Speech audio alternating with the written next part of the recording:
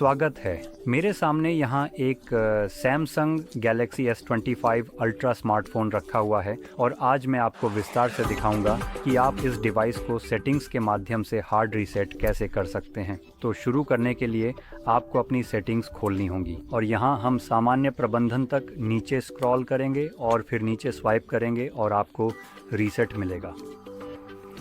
एक बार और नीचे स्वाइप करें और सबसे नीचे आपको फैक्ट्री डेटा रीसेट दिखाई देगा।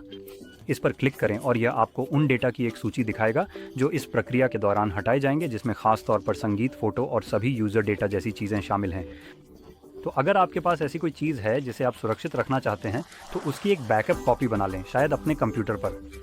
आप सैमसंग के साथ आने वाली उस फीचर का भी उपयोग कर सकते हैं जिसमें मुझे याद नहीं है कि उस प्रोग्राम का नाम क्या है, लेकिन उनके पास अपना एक प्रोग्राम है जो आपको उदाहरण के लिए कंप्यूटर पर बैकअप लेने की सुविधा देता है। लेकिन मैं यह बताना चाहता हूं कि जो भी आप सैमसंग के विशेष प्रोग्राम का उपयोग करके करते हैं वह आपको उनकी इकोसिस्टम में ही बांध देता है, क्योंकि यह डेटा किसी अन्य डिवाइस पर आपके लिए उपलब्ध नहीं होगा।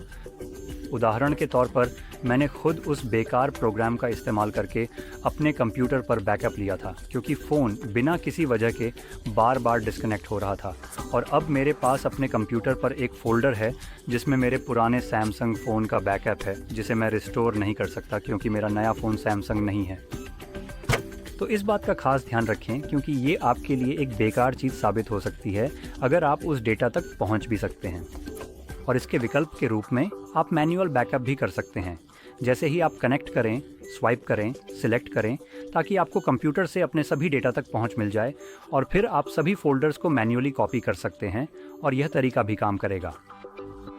अब किसी भी स्थिति में नीचे की ओर आपको एक रीसेट बटन मिलेगा, तो जैसे ही आप उस पर क्लिक करेंगे और अगर आपके पास कोई स्क्रीन लॉक है तो आपको उसे कंफर्म करना होगा। और जैसे ही आप ऐसा करते हैं, हो सकता है कि आपके पास एक सैमसंग अकाउंट भी हो।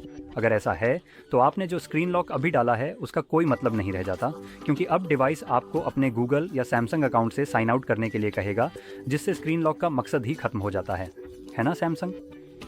और जब आप ऐसा कर लेते हैं तो आप डिलीट ऑल चुन सकते हैं और इससे फैक्ट्री रीसेट शुरू हो जाएगा। अब अगर आप इस प्रक्रिया को शुरू करने से पहले अपने सैमसंग अकाउंट से साइन आउट कर लेते हैं तो बाद में आपको ये करने की ज़रूरत नहीं पड़ेगी, जैसा कि मैंने किया था।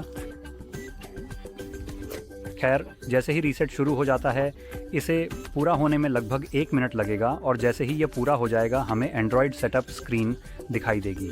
तो मैं वापस आऊँगा जब वो स्क्रीन मेरे लिए दिखाई देगी। और जैसा कि आप देख सकते हैं, प्रक्रिया अब पूरी हो चुकी है और आप अपने फ़ोन को अपनी पसंद के अनुसार सेटअप कर सकते हैं। तो अगर आपको ये वीडियो मददगार लगा हो तो लाइक और सब्सक्राइब करना ना भूलें और देखने के लिए धन्यवाद।